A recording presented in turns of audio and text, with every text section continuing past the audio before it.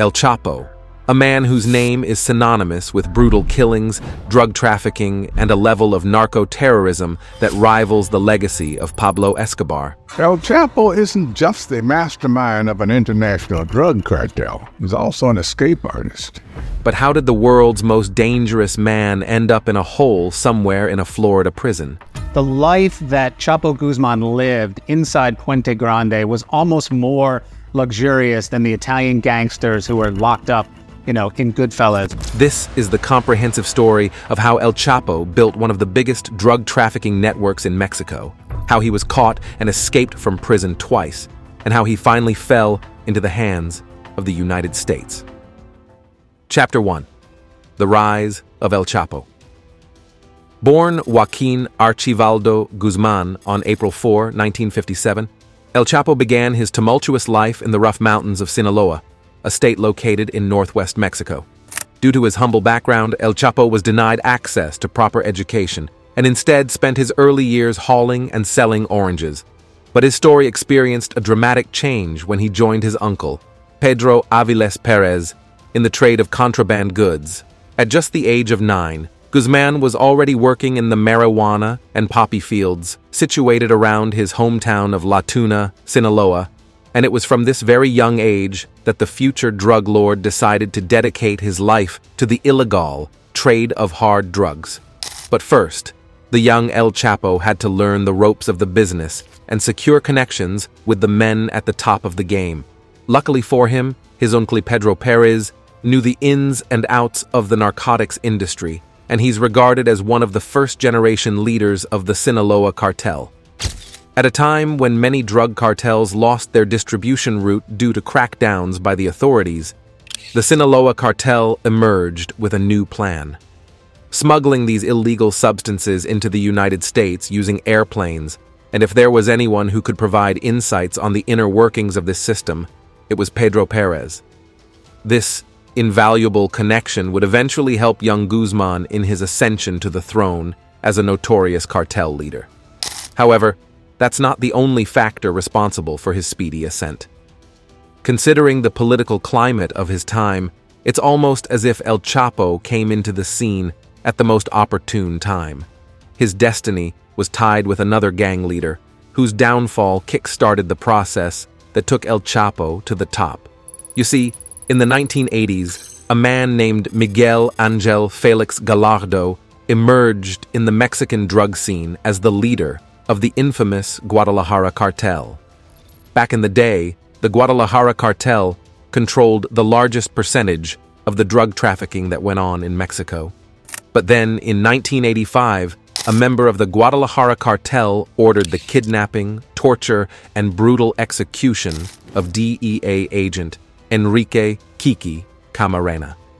This invariably marked the beginning of the end for the cartel and the dawn of a new era in the world of illegal drug trafficking. In response to the killing, the then President of the United States, George H.W. Bush, put pressure on the Mexican government to make sure the perpetrators didn't go scot-free. Just like that, a massive operation was launched in collaboration with American drug enforcement officers, and by the time the smoke cleared, the Guadalajara cartel was all but dismantled. Now that the group dominating the market was paralyzed and its leader Gallardo was thrown in jail, El Chapo and a man named Ismael Zambada, or El Mayo, assumed control of the Sinaloa cartel. Prior to this whole incident, El Chapo and El Mayo were trusted professional lieutenants of Gallardo, and now that his position was lost, they took over the helms and transformed the entire operation totally.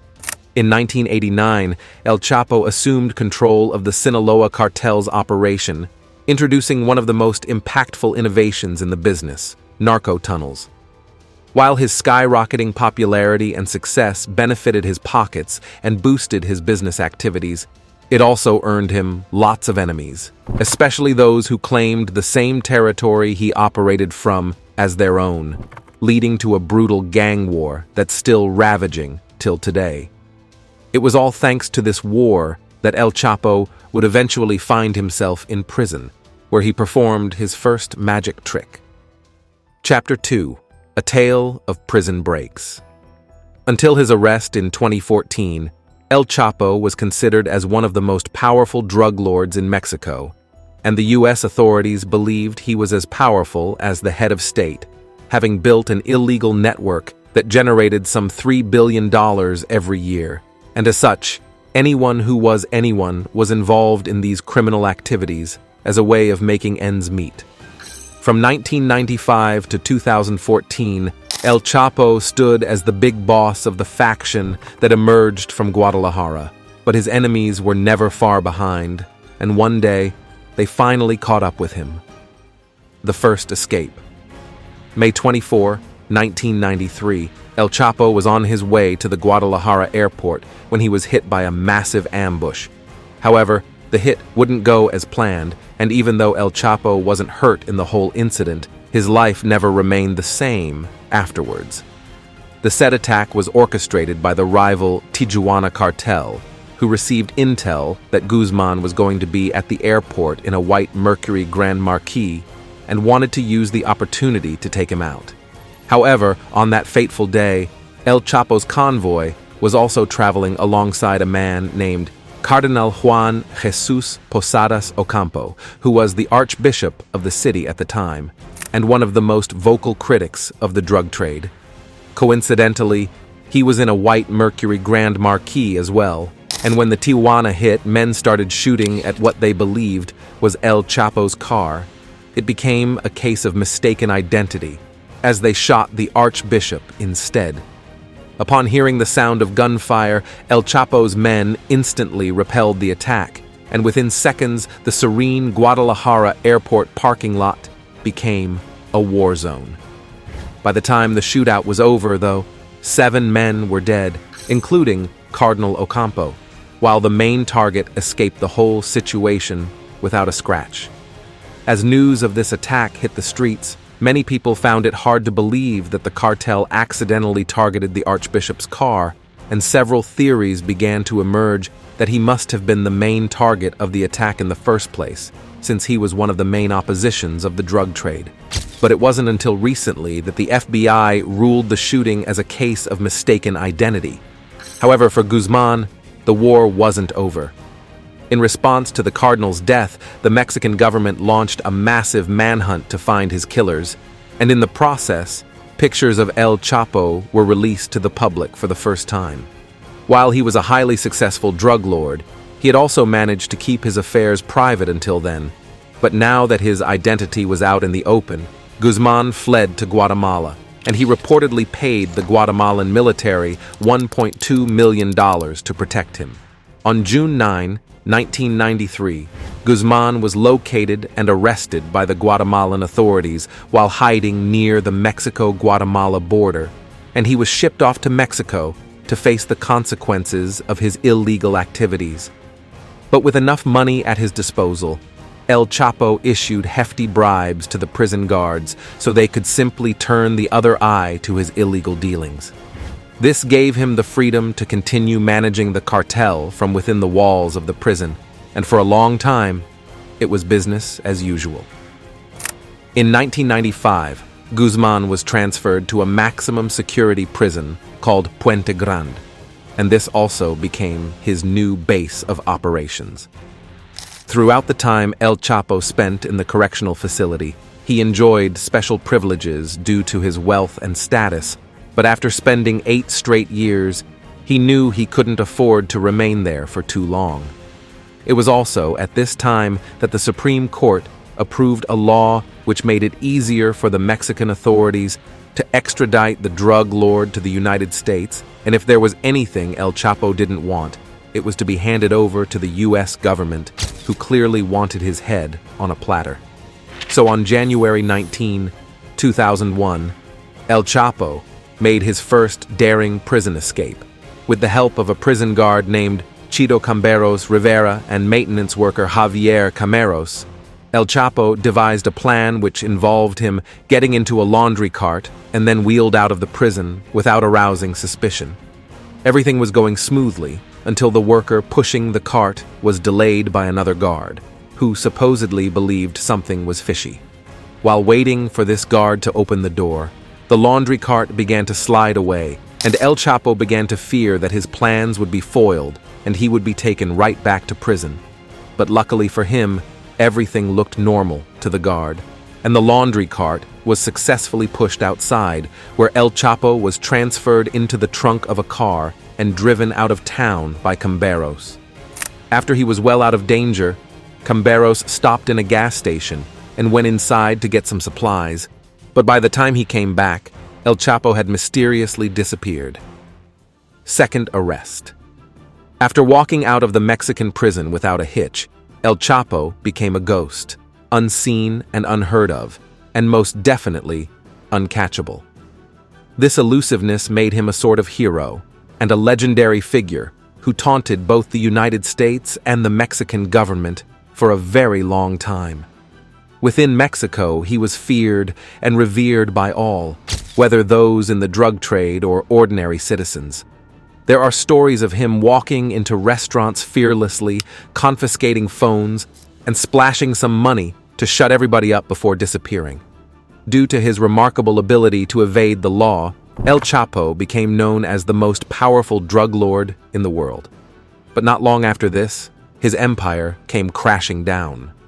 Although he'd been able to successfully hide in the remote areas of the Sierra Madre Mountains for a long time, some captured members of his security team revealed that he had begun venturing out to Culiacan, as well as the beach town of Mazatlan. So on February 16, 2014, the Mexican military launched a massive raid, following the tips from the bodyguards. They traced El Chapo to his ex-wife's house, but had trouble ramming down the reinforced steel door, giving the drug lord the chance to escape through some secret tunnels. After escaping to Mazatlan, his plan was to see his twin baby daughters before retreating right back to the mountains. But around 6:40 a.m. on February 22, 2014, Mexican authorities finally captured Guzmán at a hotel in a beachfront area on Mazatlan Malecón. It took a joint effort from 65 personnel of the Mexican Navy, the DEA, and the United States Marshal Service to bring him down. At the time, El Chapo was hiding at the Miramar condominiums located at number 608 on Avenida del Mar, and according to intel, he had stayed there for just 2 days before the massive raid. Upon accessing his room, the officers found him in bed with his wife, former beauty queen Emma Coronel Aispuro. And although he tried resisting the arrest by fighting with the Marines, he was eventually subdued and taken into custody.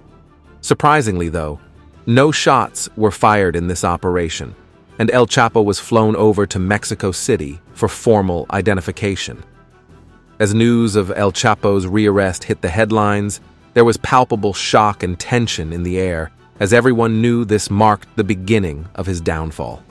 He was subsequently transferred to the Federal Social Readaptation Center No. 1, a maximum security prison located in Almoloya de Juarez, and as soon as he landed, security was beefed up and the level of surveillance was increased to deal with such a formidable threat. Second imprisonment. As a high-risk inmate, El Chapo was kept in one of the most isolated cells in the facility, where interactions with other inmates were kept to the bare minimum, and El Chapo wasn't allowed to contact his family members. The cell had a single bed, one shower, and one toilet. His lawyer, Oscar Quirarte, was allowed to see him, but a visit from any member of his family required the permission of a judge. Throughout his stay in this facility, El Chapo was subjected to 23 hours of solitary confinement with only 1 hour of outdoor activities per day. He was not allowed to speak with his guards, and his conversations were only limited to the courtroom. On February 24, the Mexican government formally charged the cartel boss with drug trafficking, and while this seemed like a step closer to justice, it turned out to be a ploy to delay El Chapo's extradition to the United States. After a whole lot of back and forth between the Mexican authorities and the United States government, the Attorney General of Mexico, Jesus Murillo Caram, came out on April 17, 2014, to announce that Mexico had no intentions of ever sending El Chapo over, and that he wished to see the drug kingpin face charges right there in Mexico, where he committed most of his crimes. But even though he was still in his home country, El Chapo's prison conditions were far from ideal, and though the conditions of ADX Florence are way worse, his Mexican prison experience wasn't a bed of roses either. On July 16, 2014, the drug kingpin reportedly organized a 5-day hunger strike in collaboration with former drug lord Edgar Valdez Villarreal, protesting the inhumane conditions of the prison and the poor treatment of its inmates. Although the prison authorities eventually responded to the protest, they vehemently denied that El Chapo had anything to do with the movement. Throughout this period, the drug lord was slammed with indictment after indictment by the United States government. But with the Mexican authorities refusing to let him go, El Chapo believed he was in a safe space, at least. That was until something dramatic happened that changed everything. The Final Manhunt. Although El Chapo got lucky this first time, his luck would soon run out. Going by the official report published by the Mexican Navy, some citizens soon made a report that a house in the coastal city of Los Mochis, northern Sinaloa, was being frequented by armed men. As a result, a clandestine surveillance operation was initiated, and for a whole month, the authorities kept their eyes on every movement and conversation around the property. From their findings, the officers determined that the home was being prepared for someone they referred to as grandma or aunt, which they believed was a code name for El Chapo. They were not wrong. In the early hours of January 8, 2016, the Mexican Navy Special Forces, with support from the Mexican Army and the federal police, launched Operation Black Swan, taking the home in a sudden attack and driving El Chapo into instant panic mode. But as the master escape artist that he was, Guzmán was able to escape again through a secret tunnel before emerging into the streets with his trusted lieutenant about a mile away from the home. To facilitate his escape, El Chapo stole a car at gunpoint before he was eventually intercepted about 12 miles south of Los Mochis, near the town of Juan José Rios. After he was caught, the cartel boss attempted to bribe the officers, offering them cash, properties, and even jobs. But when they refused, he threatened to kill them, and within a matter of minutes, the officers were notified that over 40 assassins were on their way to carry out a counterattack and free El Chapo. But before their arrival, El Chapo was transported out of the area, and his story went downhill from there. Chapter 3. The Extradition. On January 19, 2017, a shocking news hit the airwaves after the United States government announced that it had finally gotten hold of the Sinaloa cartel boss El Chapo, igniting both fear and excitement among the public. Following his final capture on January 8, 2016, El Chapo's lawyers filed several injunctions to prevent his extradition, but they all failed, as Judge Vicente Antonio Zacarias, who presided over the case, had determined that it was time for the drug lord to face the repercussions of his actions. Unfortunately, though, the judge paid with his life. He was assassinated on October 17, 2016, while jogging near Mexico City. Upon El Chapo's arrival in the United States, you could see the fear in his eyes as he knew the authorities would not go easy on him.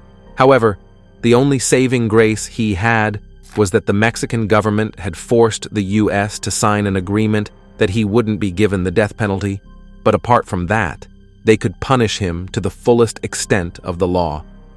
He was subsequently handed over to the DEA and HSI, who transported him to the maximum security wing of the Metropolitan Correctional Center in Manhattan, New York. On January 20, El Chapo pleaded not guilty to all the 17 counts labeled against him, and on February 12, 2019, he was found guilty of all counts. Fast forward to July 17, and the drug lord was slammed with a life sentence plus an additional 30 years and ordered to forfeit over $12.6 billion. This time, Guzmán wasn't kept in just any prison. Instead, the United States government sent him to the most secure Supermax prison in the country, ADX Florence. Chapter 4. How is El Chapo treated in prison?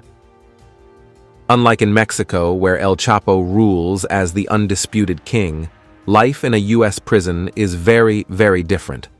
Life in ADX Florence is as close to hell as you get, especially for an inmate who's considered one of the most dangerous men in the world right now.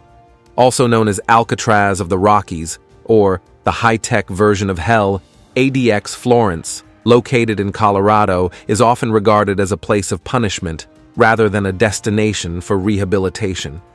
The section where El Chapo is imprisoned is specifically designed for inmates who pose a threat to the general population or staff, and those whose security cannot afford to be compromised.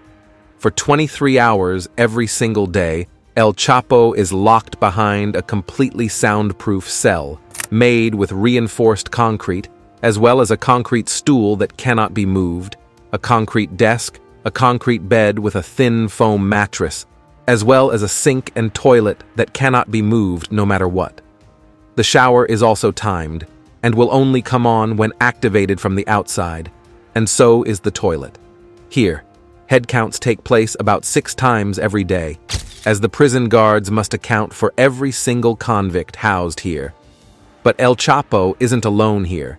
He's got the company of over 300 of the United States' most horrible criminals. This includes the Unabomber Ted Kaczynski, who carried out one of the most brazen acts of domestic terrorism in United States history, and Zacarias Moussaoui, an Al-Qaeda co-conspirator who played a major role in the September 11 attacks. The staff inmate ratio is also significantly higher than other prisons, and the level of surveillance is so detailed that rarely does anything happen without being detected in the nick of time. As for their food, these inmates get their daily portion through holes in the steel doors, although it's not exactly a gourmet meal. The design of the cell is not just to prevent El Chapo from making an escape attempt, but also to ensure he doesn't take his own life. Those who've seen what it looks like on the inside describe this place as a fate worse than death, so it's not surprising that inmates sometimes choose death over isolation. You see, while incarceration has taken away El Chapo's freedom and his connection to the Sinaloa cartel has been severely limited, the mental strain of being holed up at ADX Florence is more brutal. According to an unnamed former prison, the conditions at the prison was so mentally draining that inmates would routinely attempt to self-harm so they could at least have some human contact with the doctors and nurses. In addition, inmates like El Chapo can only talk to their families on the phone once every month for just 15 minutes, while the letters from their relatives are also limited in length. Every visit must be pre-approved by the Office of the Attorney General, although it's quite unlikely that El Chapo would be allowed to see anyone from his family. After enduring these harsh conditions for a while, El Chapo decided to send a message to the outside world. Letters from behind bars. In 2019, penned down a letter detailing the horrible treatment he was subjected to in ADX Florence. In the lengthy letter delivered through his attorney, Guzmán directed a request to Mexico's president, asking that he be allowed to serve the rest of his sentence in Mexico, based on humanitarian grounds. While it's highly unlikely that the U.S. government would be willing to allow him go back, President Andrés Manuel López Obrador did acknowledge the letter, and even promised to consider the request. El Chapo's lawyer described the latter as an SOS, citing the drug lord was facing psychological torment in the prison. After the 2019 letter went unanswered, El Chapo wrote another letter in 2024, this time directed at federal judge Brian Cogan. In the letter, El Chapo begged the judge to increase his call and visit privileges, especially to his wife and twin daughters. He stated how his contact with his family stopped in May 2023 and how it had taken a serious toll on his mental well-being. He concluded the letter by pleading that his wife be authorized to bring his kids to him. But there's little Judge Cogan can do. In his response to the letter, the judge revealed that El Chapo's imprisonment was now in the hands of the Bureau of Prison, and that the agency was responsible for the conditions of his imprisonment. This means that if El Chapo wanted more access to his wife and kids, he would have to take it up with the Bureau of Prison. But will his request be granted, and will he ever be released from total isolation? That's quite unlikely, especially for a person capable of commanding destruction at just the snap of a finger. It is likely that El Chapo will spend the rest of his life behind bars, and as the Mexican and United States authorities continue to crack down on Sinaloa and other drug cartels, more kingpins might join him soon. Thank you for watching this video. See you in the next one.